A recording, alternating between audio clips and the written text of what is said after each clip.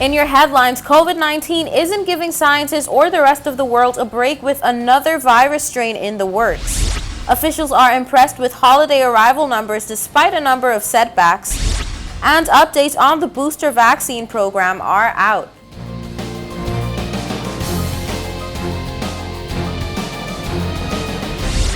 From the PTV Broadcasting Headquarters in Providencial is your #1 source for news. I'm Erica Pinales, delivering the latest from across the country this Wednesday, January 5th, 2022, right to your door. Newswatch starts now.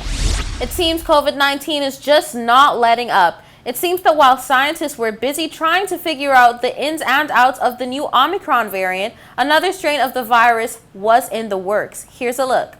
The new IHU or B16402 variant got its name from the University Hospital Institute, or as Frenchmen would say, Institut Hospital University, after being discovered by a team from the institution in southern France just 6 weeks after the announcement of the discovery of Omicron.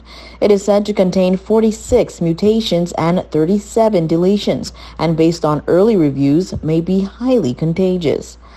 While 12 persons so far have been infected over in France, the first case is linked to a person with recent travel to Cameroon in Western Africa who is fully vaccinated. Officials were quick to caution, saying that although a new variant has emerged, it does not necessarily mean that all variants are concerningly dangerous, noting that when a new strain becomes a variant of concern, it is usually tested to be more contagious and more immunity evasive. However, officials are not yet sure where the IHU will fall. Minister of Health Honorable Jamel Robinson last week noted that while testing hasn't been carried out for the presence of Omicron, it is likely that the new strain has entered our shores. It seems that these new variants are being discovered at the speed of lightning, far before scientists are able to garner strong information on the ones previously announced. The first person to have tested positive for the new strain, IHU, was fully vaccinated. Some good news for the country. TCHTA officials are impressed with holiday arrival numbers despite a number of setbacks, which could have yielded very different results. Newswatch has the details. Tourism officials say despite the emergence of Omicron and a number of flight cancellations, arrival numbers were quite impressive this holiday season, going on to say that numbers depicted pre-COVID digits. Although the looming of the Omicron virus still looms over the Caribbean and Turks and Caicos, TCHTA's members still continue to see strong numbers. Strong occupancy. So we're remaining cautiously optimistic that people will continue to travel, although there are concerns regarding the Omicron. Airport officials say luckily the misfortune of those canceled flights blew over the TCI and the country was not affected by this, resulting in over 15,000 arrivals and over 14,000 departures in just 1 week. Over the last few days, a number of countries have been increasingly impacted by flight cancellations and delays, and the TCI will most likely be no exception.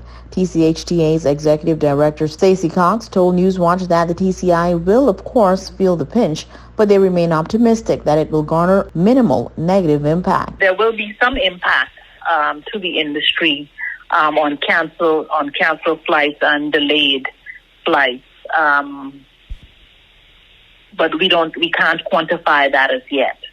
Cautiously optimistic, knowing that there are looming concerns where there is the Omicron and the impact of the airline industry. So we're cautiously optimistic.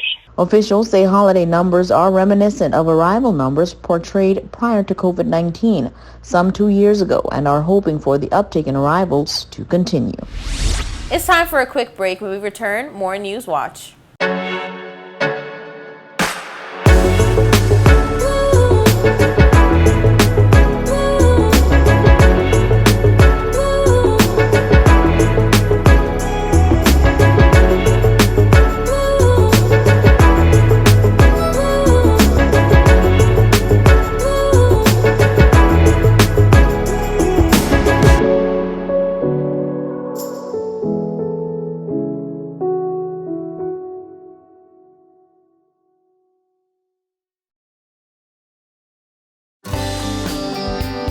This is a reminder that all PTV service accounts are due on the first day of each month.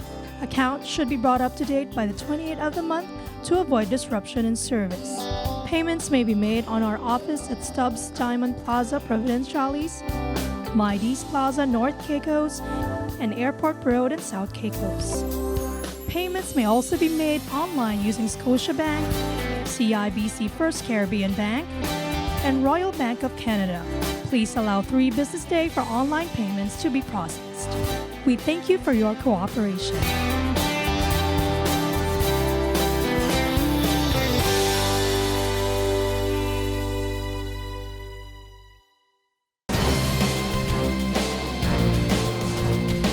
Welcome back to Newswatch. The Turks and Caicos Islands updates the COVID-19 booster vaccine program, which was launched on Monday, October 4th, 2021. Booster or third doses are now available for all adults 18 years and older, and persons considered high risk age 16 years and older who completed their primary course of COVID-19 vaccination no less than 3 months prior. This update is based on the recent emergence of the Omicron variant and imminent threat of another COVID-19 surge. Reducing the interval of the booster or third dose provides persons with a higher and sustained level of immunity. Eligible persons should reach out to their health and care providers to schedule their booster dose. The vaccine is critical to the ongoing national response to the COVID-19 pandemic. COVID-19 vaccines are safe and can prevent severe illness, hospitalization, and death. All eligible persons who are unvaccinated are encouraged to take the vaccine, and those who are eligible to take the booster shot. The Department of Citizenship and Naturalization wishes to remind all citizens of the Turks and Caicos Islands of the importance of checking the validity of their passports. Newswatch has more. The Ministry of Home Affairs, Transportation, Broadcasting, Energy, and Utilities wishes to remind all citizens of the Turks and Caicos Islands of the importance of checking the validity of their passports, whether there are immediate plans to travel or not. More significantly, the expiry dates on passports must be checked before purchasing airline tickets, as strict guidelines are governing the issuance of TCI emergency passport stock. Emergency temporary passports may be issued locally under the following conditions. 1. Request from InterHealth Canada regarding an emergency transfer of a patient to another country outside of the Turks and Caicos Islands. 2. Urgent business travel by government officials and parliamentarians. And 3, any other travel that may be considered on compassionate grounds. Further, the department wishes to advise that when you are traveling, your passport must have validity of 6 months and beyond. Additional information and forms may be found on the website www.gov.tc/passports. We'll be right back when we return your weather forecast. Sister Craft Market Souvenir Shop. Come and visit us for your travel keepsakes, keychains, artwork, t-shirts, clothing, jewelry, and many more. We're located at the Lower Bight gas station in Providenciales, and you can contact us at 649-341-3070. That's 649-341-3070. Sister Craft Market and Souvenir Shop.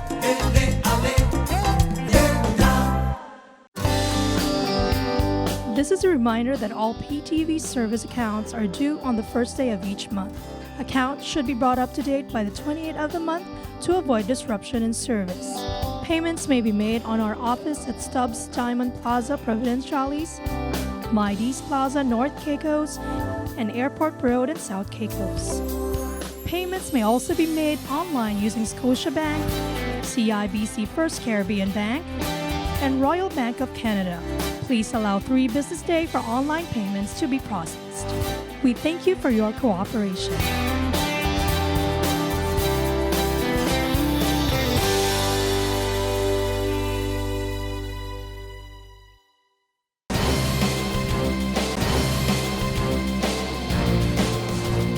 Welcome back to Newswatch. Here's the latest in your weather forecast.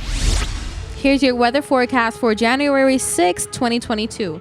For the nation's capital, Grand Turk, on Thursday, mostly sunny skies, high 81, low 75, winds east-southeast at 10 to 20 miles per hour. For South Caicos on Thursday, mostly sunny skies, high 80, low 75, winds east-southeast at 10 to 20 miles per hour. For North and Middle Caicos on Thursday, partly cloudy skies, high 81, low 75, winds east-southeast at 10 to 20 miles per hour. For Parrot and Pine Key on Thursday, partly cloudy skies, high 81, low 75, winds east-southeast at 10 to 20 miles per hour. And on Providenciales on Thursday, partly cloudy skies, high 81, low 75, winds east-southeast at 10 to 20 miles per hour. Now for your sunrise and sunset. Sunrise 6:30 a.m., sunset 5:21 p.m. And your high tides and low tides. High tides 8:39 a.m., 9:07 p.m. and low tides 2:15 a.m., 3:04 p.m. And that's it for your weather forecast. We'll be right back with more News Watch.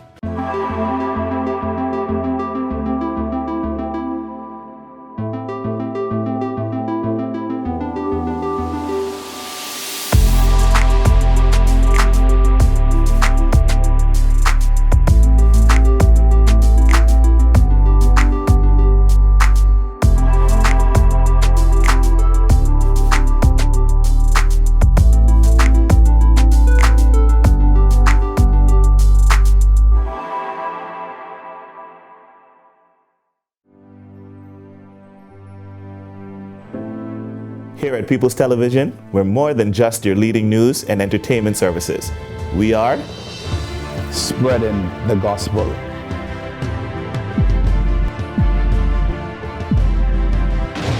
We are breaking barriers. We are preserving the culture. Each one, teach one. We are committed to excellence. We're creating change. We are creating memories.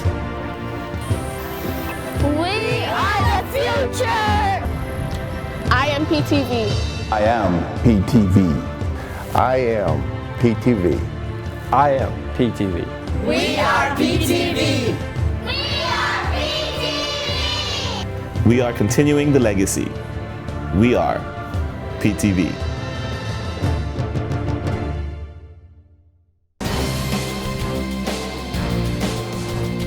Taylor mentioned in the press conference that prior to the formal conference, the resumption of school, she and her team met with education officers and principals from schools all over the TCI for the plan of the outcome of the resumption of schools. The Honorable Minister of Education announced that, quote, with immediate effect, public schools remain closed for the remainder of this week, end quote. She continued, while this is the case, public school teachers who have already been tested and are negative will report for work to prepare for virtual classes. Honorable Taylor also advised all schools to use this time to review the COVID-19 protocols, refresh and strengthen them wherever necessary. She mentioned that classes in public schools will commence on Monday, January 10th, using virtual platforms. Private schools have the option to begin virtual classes this week, Tuesday or Monday, January 10th. Virtual classes for all schools, public and private, will continue until Friday, the 14th of January. Taylor said that, quote, if there's an additional spike in the number of cases, all schools will remain in virtual mode for an additional 2-week period up to the 28th of January, end quote. She mentioned that, quote, if the number of positive cases across the country remain the same as they are now or decrease between the 16th of January, the ministry may give approval for schools with fewer than 200 students to return to full face-to-face classes, end quote. In addition, schools with more than 200 students may be given approval to commence a hybrid program, but stagger the way classes are brought in. Up next, here's part 2 on the commencement of school for term 2 of 2021 to 2022 school year. In a recent press conference held by Honorable Rachel Taylor, Minister of Education, Labor, Employment, and Customer Services, she shared the plans that she and her team are hoping to implement for the new school term, along the measures they've put in place for online classes due to the uptick in COVID-19 cases. Here, in part 2 of said press conference, we share details from a press release with the following measures, which are being implemented in the best interest of all and are to take immediate effect. Public schools will remain closed for the remainder of this week. While this is the case, teachers in public schools who have already been tested and are negative will report to work to prepare for virtual classes. The remaining teachers should have their test completed by Wednesday, January 5th, end quote. It also states, quote, all schools are also encouraged to use this time to review their COVID-19 protocols, refresh, and take steps to strengthen these protocols wherever necessary, end quote. The press conference entails that classes in public schools will commence on Monday, January 10th, using virtual platforms. Private schools will have the option to begin virtual classes this week or on Monday, January 10th. Virtual classes for all schools, public and private schools, will continue until Friday, January 14th, end quote. It also says, quote, all daycare centers servicing children under 4 years of age will remain open. Management of these facilities are to ensure that caregivers and ancillary staff adhere to the protocols that are in place in relation to testing, wearing of face masks at all times, social distancing, and washing of hands and use of hand sanitizer. The health authorities have advised that although the number of cases are increasing, there are far less severe cases requiring hospitalization because of the vaccination status of these individuals. We therefore join with the Ministry of Health and encourage all teachers, students of vaccination age, and parents to get vaccinated and or get your booster shots, end quote. It says, we also encourage all teachers, parents, and students to get tested using a local community lab if you are experiencing any flu-like symptom. Over the next few weeks, the situation will be monitored with a view to returning all students to full face-to-face classes in a safe manner as possible over the coming weeks, provided by the number of positive cases decrease, end quote. It says, quote, I take this opportunity to especially thank our teachers in public schools who have gone through the COVID-19 testing training regime in an effort to assist in testing teachers at schools. Your support has made the difference in ensuring that the unvaccinated teachers were tested on a weekly basis. This process will continue into this new year, end quote. It also says, quote, all members of staff, including ancillary staff of both public and private schools around the Turks and Caicos Islands, must present a negative test before they return to school face-to-face, end quote. Finally, the press release entails high school students sitting their Caribbean Secondary Education Certificate (CSEC) exams will continue their exams as scheduled. Examination centers will enforce the mandatory COVID-19 protocols so as to maintain a safe environment for candidates and invigilators, end quote. That brings us to the end of this edition of The Real News. I hate to leave you so soon, but of course, you can join us right back here every weekday at 6:30 p.m. and tap into our social media platforms at www.ptv8tci.com. I'm Erica Pinales, wishing you a happy new year, keeping you informed, updated, and affiliated. Until next time.